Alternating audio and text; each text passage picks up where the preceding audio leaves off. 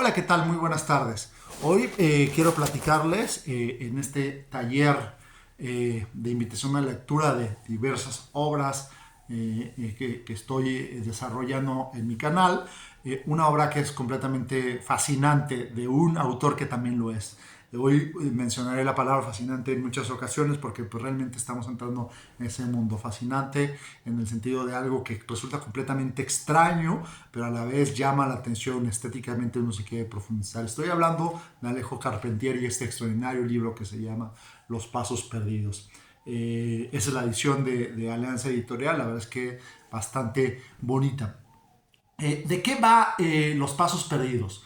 Los Pasos Perdidos tienen muchos elementos autobiográficos, hoy lo diré, pero bueno, es la narración en primera persona de un viaje al origen, en muchos sentidos de la palabra. Primero un narrador que se encuentra en una ciudad occidental, Nueva York, mencionan muchos autores, pero podría ser cualquiera, puede ser París, Ciudad de México, etcétera, una ciudad plenamente occidental, lleva una vida, podría ser cualquiera en el sentido de que las características que son narradas ahí pues son la típica imagen del progreso, que es calificada en la novela un poquito peyorativamente, pues se encuentra este narrador que se encuentra con una vida rota, no ha abandonado sus sueños, trabaja como un hombre avispa, literal se dice en la novela, es decir, como una hormiguita en una empresa, produce, pasea, tiene un matrimonio pues un poco fracasado, roto, está casado con una actriz que casi no ve porque viaja, ha renunciado a sus pasiones, que es la investigación de la música, específicamente en la música antigua, y se plantea pues, el origen de alguien pues, un poco perdido en una selva de concreto, que es distinta a la selva que ella, ¿no? A partir de ahí le sale un poco por casualidad un proyecto, como es investigador de música antigua y es de origen latinoamericano, un profesor de una universidad le encarga ir a recuperar o rescatar o traer una serie de instrumentos primitivos en Latinoamérica, específicamente viajará y en ese sentido también es autobiográfico, algunas experiencias que tuvo el mismo autor en Latinoamérica, en la selva y específicamente en el Orinoco. Él va un poco contra su propia voluntad, no está muy convencido, incluso medio fraudulento, dice pues aprovecho y me tomo unas vacaciones, dice pues igual invento ahí el resultado y pues me sirve un poco para escaparme.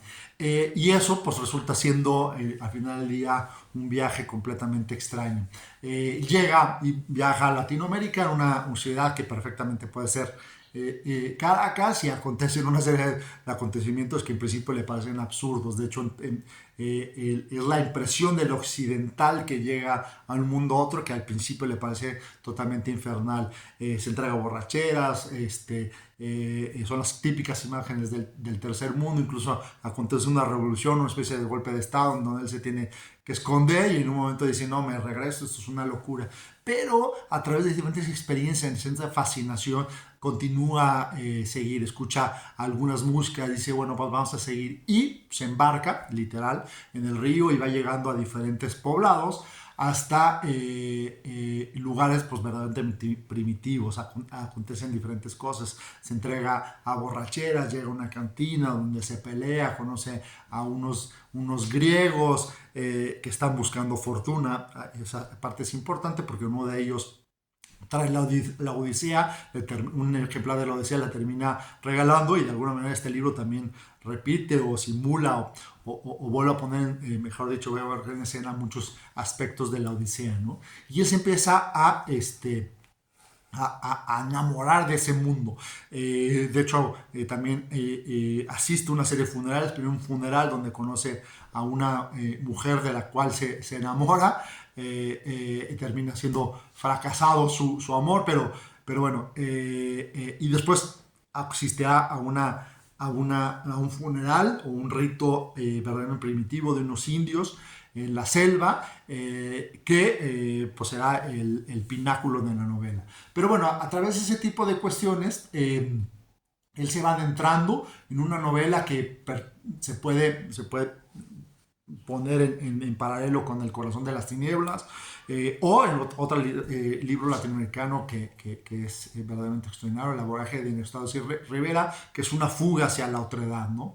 El libro, de alguna manera, en ese sentido, primero plantea una relación especular entre los mundos, el mundo llamado primitivo, no lo dice en sentido peyorativo, ni mucho menos, al contrario, es el descubrimiento de algo maravilloso, y el mundo occidental. Entonces, en ese sentido, se podría definir un libro como neobarroco, porque amalgama diferentes elementos, pero también como una especie de imagen dialéctica, en el sentido que le da Walter Benjamin. Es una imagen que no sintetiza los diferentes elementos, sino que mantiene de alguna manera las tensiones entre muy diversos puntos. Y en ese sentido, los mundos se ven reflejados y se ven extrañados, los dos mundos, el mundo primitivo de América o el mundo americano, y por supuesto el mundo occidental. Pero también hay muchísimos elementos, es un narrador con muchísima cultura que hace una infinidad de referencias artísticas, musicales, literarias, etcétera, etcétera, y que se ven amalgamadas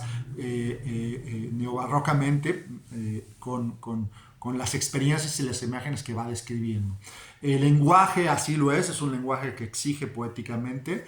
A Carpentier pues se le ha calificado como neobarroco en un sentido me parece bastante atinado, y efectivamente su narración se da en ese sentido. Pero bueno, en ese calidoscopio de elementos, en esta imagen dialéctica que planteamos, acontecen muchas cosas. Las relaciones entre los diferentes elementos y la visión que tenemos cada uno de los elementos es transformados. Él en un principio ve este mundo completamente absurdo, pero poco a poco se van entrando a ese mundo otro que hace que se transformen. En ese sentido, se transforma no solo a sí mismo, sino la imagen que tiene de sí mismo. De hecho, también es un viaje al origen de la música, del lenguaje, de la civilización, pero también de su propia identidad o su propio mundo. El narrador hace una reflexión profunda sobre sus propios orígenes, y en ese sentido pues se va descubriendo a sí mismo, pero no a manera de encontrar una identidad final, sino encontrar la otredad dentro de sí mismo. Pero también el mundo occidental, que es fuente de su propia identidad o de la identidad de América, también es transformado. Por ejemplo, hablando de la Odisea, hay una clara comparación entre algunas cosas que acontecen en la narración y cosas que tienen referencia. Lo decía, y constantemente también se está hablando de otros obras como Popol Vuh o el Chilamaram, que se consideran como libros de origen de América. Me gustaría leerles específicamente cómo se habla de este otro mundo en sentido en relación con la Grecia antigua. En la página de 189 de esta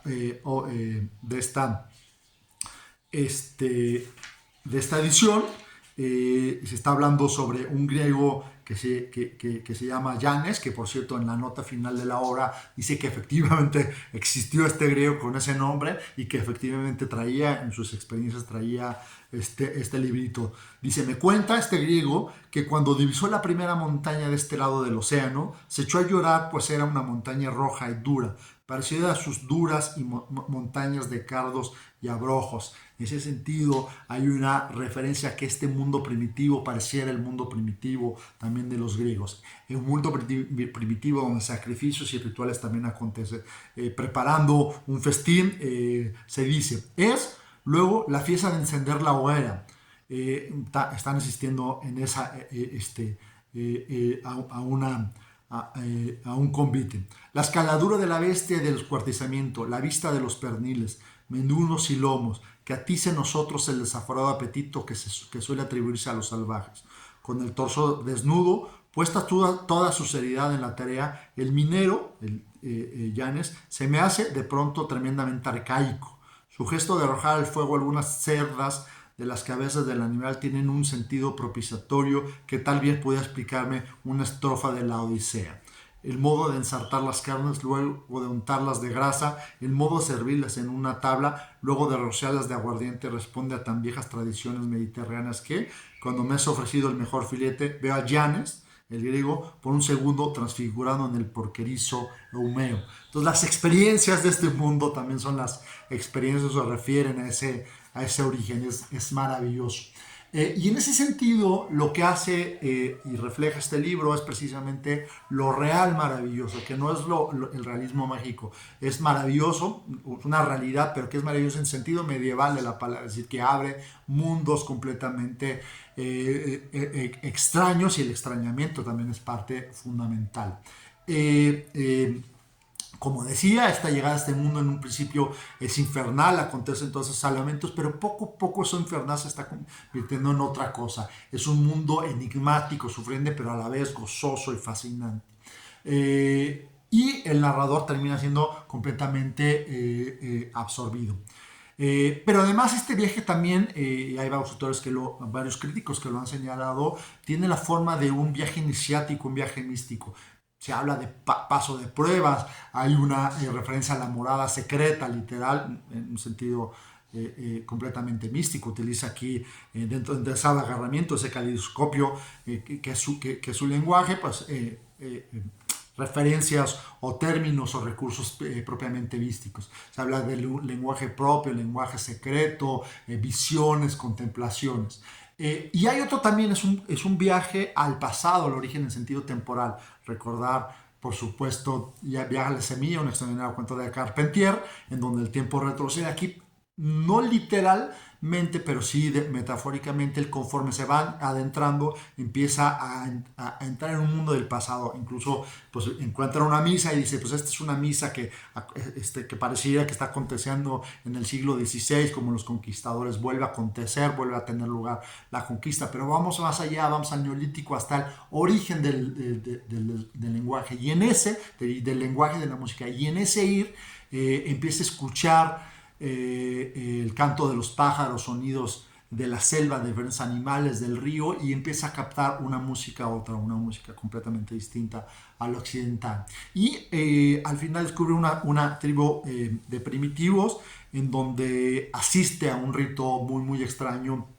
de un funeral, en donde junto con una figura de barro que representa una diosa, pensar en las figuras descubiertas del Neolítico, la diosa primordial, etc., vive una experiencia completamente extraña. Me encantaría leérselos. No se los voy a leer de manera corrida, pues me voy saltando a aquellos aspectos que creo esenciales, sobre todo pues para poder dar con los elementos más importantes. En la página 224. Dice, tened ante mí la madre de los dioses, niños, de los toptes dados a los hombres para que fueran cobrando el hábito de tratar a la divinidad, hablando de esta figura. Acaban de entender al cuerpo hinchado y negro de un cazador mordido por un crótalo. Fray Pedro, un personaje que los acompaña, dice que ha muerto hace varias horas. Hay un silencio ritual, y en la gran selva que se llena de espantos nocturnos, esto es fundamental, la obra está precisamente lo real maravilloso, implica presencias extrañas que no se pueden entender, permanentemente se está diciendo, este mundo hay que vivirlo, no hay que explicarlo, surge la palabra en mayúsculas. Hay como portamentos guturales prolongados en aullidos, sílabas que de pronto se repiten en el mundo, llegando a crear un ritmo. Hay trinos de súbito cortados por 4 notas que son el embrión de una melodía. Es algo situado mucho más allá del lenguaje y que, sin embargo, está muy lejos aún del canto. El hechicero se le encara, vocifera, golpea con los talones del suelo en lo más desgarrado de un furor imprecatorio que es ya la verdad profunda de toda tragedia. Ante la tragedia de la muerte, que se niega a soltar su presa, la palabra, en mayúsculas, de pronto se ablanda y descorazona. En la boca del hechicero, del órfico ensalmador, estertoria y cae convulsivamente el treno, pues esto y no es otra cosa, es un treno, dejándome deslumbrado por la relación que acabo de asistir al nacimiento de la música. El treno es un canto funerario antiguo, y en ese sentido, pues, todas estas fases de iniciación los lleva a este pináculo, esta cumbre de la experiencia, donde descubre un mundo completamente otro. Más adelante describe esta experiencia de la siguiente manera. Pues yo asistí hace días al nacimiento de la música. Pude ver más allá del treno con que Esquilo resucita al emperador de los persas, más allá de la oda con que los hijos de Autolicos detienen la sangre negra que emana de las hierbas de Ulises, más allá del canto destinado para preservar al faraón. Una de las mordeduras de sierpes en su viaje de ultratumba. Lo que he visto confirma, desde luego, la tesis de quienes dijeron que la música tiene un origen mágico.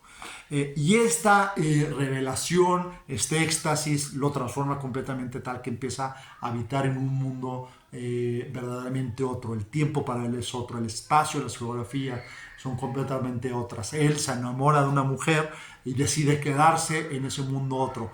Pero al final del día es arrebatado porque pues, lo consideran un tipo perdido de Occidente, lo van, lo rescatan y lo regresan. Y él decide pues, ir a resolver las cosas en el mundo, divorciarse de su mujer para quedarse, para dejarle bueno, pues, sus propiedades, quedarse allá. Y este arrebatar del mundo pues, también hace que los pasos se pierdan. De alguna manera, los pasos perdidos refieren a dos cosas: los pasos perdidos que dio y que terminaron, porque él cuando intenta regresar meses más tarde, porque en su ciudad de origen todo se complica, pues no vuelve a encontrar el pueblo, todo ha cambiado, hay inundaciones, la mujer que supuestamente estaba enamorada pues estaba ya casada y esperando un hijo. Entonces de alguna manera también son los pasos perdidos de una experiencia iniciática extraordinaria de un mundo a otro, pero también los pasos perdidos de nuestra historia, los pasos perdidos que dio el origen a la música, al lenguaje, a la civilización. En resumen, es un libro espectacular que les recomiendo mucho leer. De alguna manera, si se lee con una imaginación viva, también implicaría, al menos fantasiosamente, por momentos la transformación de uno mismo y el encuentro como lector latinoamericano de orígenes. Por supuesto, desde una perspectiva muy particular, es literatura, no es historia, pero vale la pena leerlos. Muchísimas gracias, ustedes están en De la letra a la palabra. Hasta luego.